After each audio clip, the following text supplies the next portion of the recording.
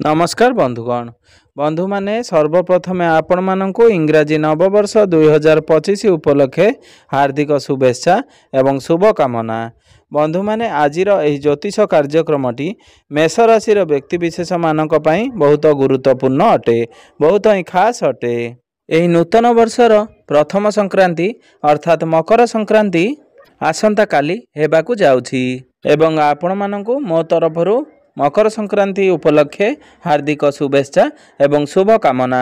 एवं आपण माने आपण मानकर व्यस्तबहुल समय मध्यरु 10 मिनिट समय आपण निज पई दियंतु एवं आपण आपणकर जीवन रे कौन सब परिवर्तन आसीबो से सब विषय रे जानंतु एवं एही मकर संक्रांति परठारु आपणकर जीवन रे कौन सब बड़ परिवर्तन हेबाकू जाउअछि।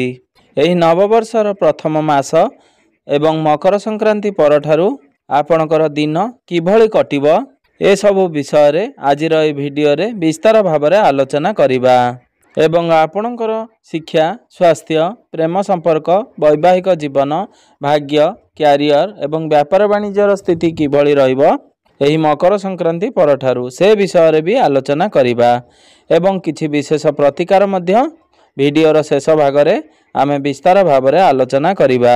तेबे बंधु माने आपण मानकर जदि मेष राशि होई थाए तेबे वीडियोटी को स्किप न करी थरे मात्र शेष पर्यंत निश्चिंत देखंतु एवं वीडियो को गोटे लाइक करी चैनल टी को सब्सक्राइब कर दियंतु एवं आपण माने जदि सच्चा हृदय रे ईश्वर को भक्ति करुथांती विश्वास करुथांती तेबे भक्ति एवं श्रद्धार सहित कमेंट बॉक्स रे जय माँ लक्ष्मी जय श्री जगन्नाथ अवश्य लिखि दियंतु। तेबे बंधु माने आसंतु आरंभ करिबा आजिर एही ज्योतिष कार्यक्रम को जहाँकि जन्म राशि चंद्र राशि उपरे संपूर्ण आधारित अटे। तेबे बंधु माने राशि चक्रर 12 गोटी राशि मध्यरु प्रथम राशि अर्थात मेष राशि विषय रे आजिर ए वीडियो रे आलोचना करिबा। एबे आसंतु जानि नेबा मकर संक्रांति दिन नवग्रहंकर स्वामी अर्थात सूर्यदेव निजर राशि परिवर्तन करने जाउछंती माने धनु राशि रु मकर राशि को गोचर करिवे। एहार अर्थ हेउची मेष राशि रो नवम भावरु दशम भाव को गोचर करिवे एवं सेठारे गोटिए मास पर्यंत रहिवे।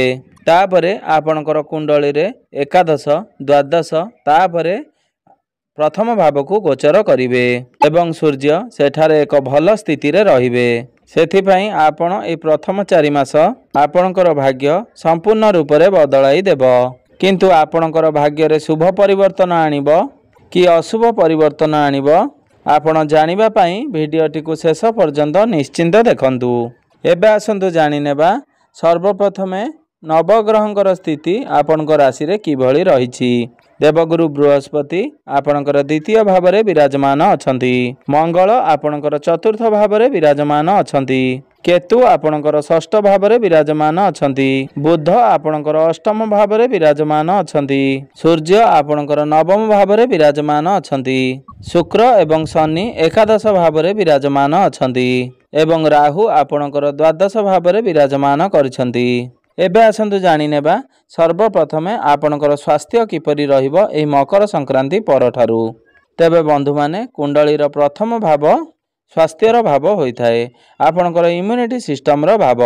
आपणकर प्रथम भावर अधिपति मंगल देव जे कि आपणकर चतुर्थ भाव रे विराजमान अछंती, आपणकर केंद्र रे विराजमान अछंती एवं से सेठी नीच अवस्था रे अछंती तथापि भी आपणकर स्वास्थ्य ठीक रहिबो।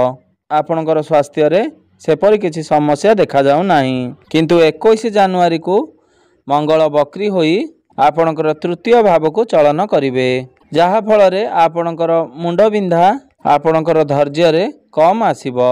आपण जल्दी अधैर्य होई जिवे। आपण एही समय रे कोनोसी डिसिजन तरबर होई नियंतु नाही किंबा कोनोसी कार्य करंतु नाही। आपणकर पाख पड़ोसी सहित बिना कोनोसी काम रे कली झगड़ा भली समस्या करंतु नाही। आपण विशेष भाव रे निजर स्वास्थ्यर जत्न नेबार आवश्यकता अछि कारण तृतीय भावरु मंगलंकर गोचर पुणी बकरी स्थिति रे बहुत खराब होई थाए। सेथिपाई आपणकर रोग प्रतिरोधक शक्ति बा इम्यूनिटी पावर टिके कम होई जिवो। इम्यूनिटी पावर कम होबा दोषरु आपणकु ठंडा, काश, ज्वर ବା ପେଟ ଜନିତ କିଛି ସମସ୍ୟା ଦେଖାଦେଇପାରେ। ଏବଂ ମଙ୍ଗଳ ତୃତୀୟ ଘରେ ଯେତେ ଦିନ ପର୍ଯ୍ୟନ୍ତ ରହିବେ ଆପଣଙ୍କର ସ୍ୱାସ୍ଥ୍ୟରେ ଏଭଳି ସମସ୍ୟା ସେହି ସମୟର ଅବଧି ମଧ୍ୟରେ ଦେଖାଦେବ।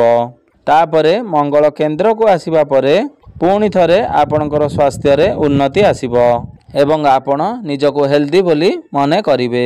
ଏବେ ଆସନ୍ତୁ ଜାଣିନେବା ଆପଣଙ୍କର ଶିକ୍ଷା କ୍ଷେତ୍ର କିପରି ରହିବ ଏହି ମକର ସଂକ୍ରାନ୍ତି ପରରେ ସମୟରେ।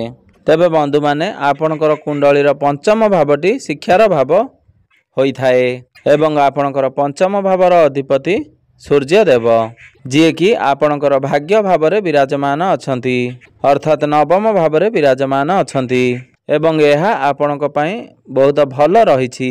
ବିଶେଷ ଭାବରେ ବିଦ୍ୟାର୍ଥୀମାନଙ୍କ ପାଇଁ ବହୁତ ଭଲ ସମୟ ରହିଛି ଏବଂ ମକର ସଂକ୍ରାନ୍ତି ଦିନ ସୂର୍ଯ୍ୟ ଭାଗ୍ୟ ସ୍ଥାନରୁ ଆପଣଙ୍କର କାର୍ଯ୍ୟକ୍ଷେତ୍ରକୁ ଆସିବେ, ଅର୍ଥାତ୍ ନବମ ଭାବରୁ ବାହାରି ଦଶମ ଭାବକୁ ଗୋଚର କରିବେ ଏବଂ କେନ୍ଦ୍ରରେ ବିରାଜମାନ କରିବେ। ଏଠାରେ ମଧ୍ୟ ସୂର୍ଯ୍ୟ ଭଲ ସ୍ଥିତିରେ ରହିବେ ଏବଂ ଆପଣଙ୍କୁ ଭଲ ଫଳାଫଳ ମଧ୍ୟ ଦେବେ, କିନ୍ତୁ ଆପଣଙ୍କୁ ଆପଣଙ୍କର ଭାଗ୍ୟ ସ୍ଥାନରେ ଥିବା ବେଳେ ଆପଣଙ୍କୁ ଶୁଭାଶୁଭ ଫଳ ପ୍ରଦାନ କରିବେ।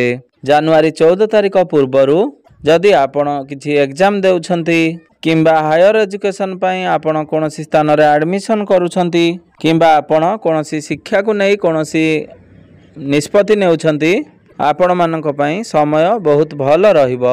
ମକର ସଂକ୍ରାନ୍ତି ପରେ ଆପଣଙ୍କର ଶିକ୍ଷା କ୍ଷେତ୍ର ଭଲ ରହିଛି, ମାତ୍ର ତା ପୂର୍ବରୁ ଆପଣ ଯେକୌଣସି ଶିକ୍ଷା ସମ୍ବନ୍ଧିତ ନିଷ୍ପତ୍ତି ନେଉଛନ୍ତି ଆପଣଙ୍କୁ ବହୁତ ଶୁଭ ଫଳ ପ୍ରାପ୍ତି ହେବ। ଯଦି ଆପଣ କୌଣସି କମ୍ପିଟେଟିଭ୍ ଏକ୍ଜାମ ଦେଉଛନ୍ତି ତ ଆପଣଙ୍କୁ ଅତି ଉତ୍ତମ ଫଳ ପ୍ରାପ୍ତି ହେବ, କାହିଁକି ନା ମକର ସଂକ୍ରାନ୍ତି ପରେ ସୂର୍ଯ୍ୟଦେବ ତାଙ୍କର ଶତ୍ରୁଙ୍କ ରାଶିକୁ ଚାଲିଯିବେ। ସେଥିପାଇଁ ଆପଣ ମକର ସଂକ୍ରାନ୍ତି ପୂର୍ବରୁ ଆପଣ ଯେକୌଣସି ଶିକ୍ଷା ସମ୍ବନ୍ଧିତ ନିଷ୍ପତ୍ତି ନେଉଛନ୍ତି ଆପଣମାନଙ୍କ ପାଇଁ ସଠିକ୍ ରହିବ ଏବଂ ତାପରେ ଆପଣ ନିଷ୍ପତ୍ତି ନେଲେ ଆପଣଙ୍କୁ ମଧ୍ୟମ ଫଳ ପ୍ରାପ୍ତି ହେବ। ଏବେ ଆସନ୍ତୁ ଜାଣିନେବା ଏହି ପ୍ରେମ ସମ୍ପର୍କ କିପରି ରହିବ ଏହି ମକର ସଂକ୍ରାନ୍ତି ପରର ସମୟରେ। ତେବେ ବନ୍ଧୁମାନେ ପଞ୍ଚମ ଭାବଟି ଶିକ୍ଷାର ଭାବ ହେବା ସହିତ ପଞ୍ଚମ ଭାବଟି ଆପଣଙ୍କର ପ୍ରେମ ଜୀବନର ଭାବ, ଆପଣଙ୍କର ସନ୍ତାନ ସନ୍ତତିର ଭାବ।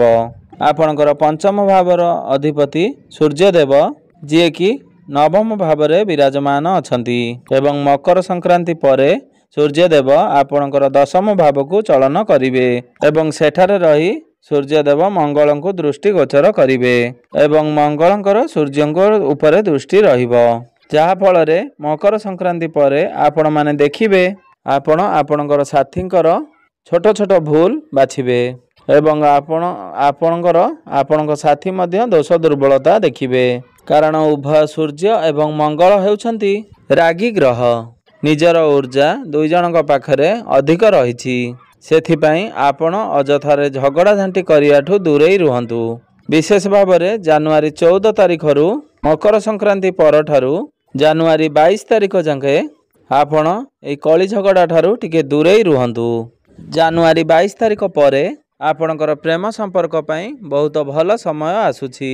ଆପଣଙ୍କର ପ୍ରେମ ସମ୍ପର୍କରେ ନିବିଡ଼ତା ବଢ଼ିପାରେ ଏବଂ ଏହି ବର୍ଷ ଆପଣଙ୍କର ପ୍ରେମ ସମ୍ପର୍କ ବିବାହର ରୂପ ନେଇପାରେ। ଏବେ ଆସନ୍ତୁ ଜାଣିନେବା ଆପଣଙ୍କର ବୈବାହିକ ଜୀବନ କିଭଳି ରହିବ ଏହି ମକର ସଂକ୍ରାନ୍ତି ପରେ। ତେବେ ବନ୍ଧୁମାନେ କୁଣ୍ଡଳୀର ସପ୍ତମ ଭାବ ହୋଇଥାଏ ବୈବାହିକ ଜୀବନର ଭାବ, ଆପଣଙ୍କର ଜୀବନ ସାଥୀର ଭାବ ଏବଂ ଆପଣଙ୍କର ସପ୍ତମ ଭାବର ଅଧିପତି ଶୁକ୍ରଦେବ, ଯିଏକି ଆପଣଙ୍କର ଏକାଦଶ ଭାବରେ ବିରାଜମାନ କରିବେ ଏବଂ ନିଜ ମିତ୍ର ରାଶିରେ ମିତ୍ରଙ୍କ ସହିତ ବିରାଜମାନ କରିବେ। ତେଣୁ ମକର ସଂକ୍ରାନ୍ତି ପରେ ଆପଣଙ୍କର ବୈବାହିକ ଜୀବନ ସୁଖମୟ ହେବ। ଜାନୁଆରୀ 28 ତାରିଖ ଦିନ ଶୁକ୍ର ଆପଣଙ୍କର ଦ୍ୱାଦଶ ଭାବକୁ ଚଳନ କରିବେ ଏବଂ ମିତ୍ରଙ୍କ ରାଶିରେ ବିରାଜମାନ କରିବେ। ସେଥିପାଇଁ ଆପଣଙ୍କର ବୈବାହିକ ଜୀବନ କୌଣସି ବିଶେଷ ଭାବରେ ସମସ୍ୟା ଦେଖାଯିବ ନାହିଁ। ଏହି ମକର ସଂକ୍ରାନ୍ତି ପରେ ଯଦି ଆପଣଙ୍କର ପାର୍ଟନରଙ୍କର ସହିତ ଆପଣ ବୁଲାବୁଲି କରିବାର ଅଛି କିମ୍ବା ଆପଣ ଯଦି ବୁଲିଯିବା ପାଇଁ ଇଚ୍ଛା ପ୍ରକାଶ କରିଥିଲେ ଆପଣଙ୍କର ତାହା ନିଶ୍ଚୟ ପୂରଣ ହେବ। ଆପଣ ଆପଣଙ୍କର ପରିବାର ସହିତ କୌଣସି ସ୍ଥାନକୁ ନୂତନ ଜାଗାକୁ ଭ୍ରମଣ କରିବାକୁ ଯାଇପାରନ୍ତି କିମ୍ବା ପରସ୍ପର ଦୁଇ ଜଣ ମିଶି କୌଣସି ଏକ ଜିନିଷ ଘରକୁ କିଣାକୁଣି କରି ଆଣିପାରନ୍ତି। ଆପଣଙ୍କର ମ୍ୟାରେଡ୍ ଲାଇଫ୍ ପାଇଁ ବହୁତ ଭଲ ସମୟ ରହିଅଛି। ଯଦି ପୂର୍ବରୁ ଆପଣଙ୍କର ବୈବାହିକ ଜୀବନରେ କିଛି ସମସ୍ୟା ଲାଗି ରହିଥିଲା ତାହା ଆପେ ଆପେ ଦୂର ହୋଇଯିବ ଏବେ ଆସନ୍ତୁ ଜାଣିନେବା ସବୁଠାରୁ ଗୁରୁତ୍ୱପୂର୍ଣ୍ଣ ବିଷୟବସ୍ତୁ ଆପଣଙ୍କର ଭାଗ୍ୟ, କ୍ୟାରିୟର ଏବଂ ବ୍ୟାପାର ବାଣିଜ୍ୟର ସ୍ଥିତି କିଭଳି ରହିବ ଏହି ମକର ସଂକ୍ରାନ୍ତି ପରଠାରୁ। ତେବେ ବନ୍ଧୁମାନେ କୁଣ୍ଡଳୀର ନବମ ଭାବ ଆପଣଙ୍କର ଭାଗ୍ୟର ଭାବ ହେବା ସହିତ ଦଶମ ଭାବଟି ଆପଣଙ୍କର କ୍ୟାରିୟରର ଭାବ, ଆପଣଙ୍କର କାର୍ଯ୍ୟକ୍ଷେତ୍ରର ଭାବ ଏବଂ ଆପଣଙ୍କର ନବମ ଭାବର ଅଧିପତି ବୃହସ୍ପତି ଯିଏକି ଆପଣଙ୍କର ଦ୍ୱିତୀୟ ଭାବରେ ବିରାଜମାନ ଅଛନ୍ତି ଏବଂ ଦ୍ୱିତୀୟ ଭାବଟି ଧନର ଭାବ ହୋଇଥାଏ। ମାନେ ଆପଣଙ୍କର ଭାଗ୍ୟର ସ୍ୱାମୀ ଧନର ଗୃହରେ ବସି ଆପଣଙ୍କର ଭାଗ୍ୟରେ ପରିବର୍ତ୍ତନ ଆଣିବେ। ତା ସହିତ ଆପଣଙ୍କର ଭାଗ୍ୟର ଘରେ ସୂର୍ଯ୍ୟ ବିରାଜମାନ କରିଛନ୍ତି ଏବଂ ଏହା ଆପଣଙ୍କର ଭାଗ୍ୟକୁ ବହୁତ ଅଧିକ ଚମକାଇବ, କାରଣ ସୂର୍ଯ୍ୟ ତାଙ୍କର ମିତ୍ର ରାଶିରେ ବିରାଜମାନ କରିଛନ୍ତି ଏବଂ ସେ ସେଠି ବହୁତ ଭଲ ସ୍ଥିତିରେ ଅଛନ୍ତି। ସେଥିପାଇଁ ଆପଣ ଏହି ମକର ସଂକ୍ରାନ୍ତି ପରେ କିଛି ବି ଶୁଭ କାର୍ଯ୍ୟ କରିପାରନ୍ତି। ଆପଣଙ୍କର ଗୃହରେ ଶୁଭ ମାଙ୍ଗଳିକ କାର୍ଯ୍ୟର ଆୟୋଜନ ହୋଇପାରେ କିମ୍ବା ଆପଣ କୌଣସି ଡିସିସନ୍ ନେଇପାରନ୍ତି, କାରଣ ସୂର୍ଯ୍ୟ ଏବଂ ଗୁରୁ ଆପଣଙ୍କର ରାଶିରେ ବହୁତ ଭଲ ସ୍ଥିତିରେ ରହିଛନ୍ତି। ଏହି ସମୟ ମଧ୍ୟରେ ଭାଗ୍ୟ ଆପଣଙ୍କୁ ପୂର୍ଣ୍ଣ ମାତ୍ରାରେ ସାଥ ଦେବ। ଆପଣ ଏହି ସମୟରେ ଯଦି କୌଣସି ନିଷ୍ପତ୍ତି ନେଉଛନ୍ତି ତାହେଲେ ଆପଣଙ୍କ ପାଇଁ ସର୍ବୋତ୍ତମ ରହିବ। ଯଦି ଆପଣଙ୍କର କ୍ୟାରିୟରକୁ ଦେଖିବା ତେବେ ଏହି ମକର ସଂକ୍ରାନ୍ତି ପରେ ତାହେଲେ ବହୁତ ଭଲ ରହିଛି। ଆପଣଙ୍କର କାର୍ଯ୍ୟକ୍ଷେତ୍ରର ଗ୍ରହ ଶନିଦେବ ଆପଣଙ୍କର ଏକାଦଶ ଭାବରେ ବିରାଜମାନ କରିବେ ଏବଂ ନିଜ ମିତ୍ରଙ୍କ ସହିତ ଶୁକ୍ରଙ୍କ ସହିତ ରହିବେ। ଏହାର ଅର୍ଥ ଆପଣ ଆପଣଙ୍କର କ୍ୟାରିୟରରେ ବା କାର୍ଯ୍ୟକ୍ଷେତ୍ରରେ ଉଚ୍ଚ ସଫଳତା ପ୍ରାପ୍ତ କରିବେ। ଆପଣଙ୍କର ଇଚ୍ଛା ଡିଜାୟାର ବହୁତ ଭଲ ରହିବ। ଆପଣ ଏହି ସମୟରେ ଆପଣଙ୍କର ନିଜ ହିସାବରେ ଆପଣ କାମ କରିବାକୁ ପସନ୍ଦ କରିବେ ଏବଂ ଆପଣ ବହୁତ ବଢ଼ିଆ କାମ ମଧ୍ୟ କରିବେ।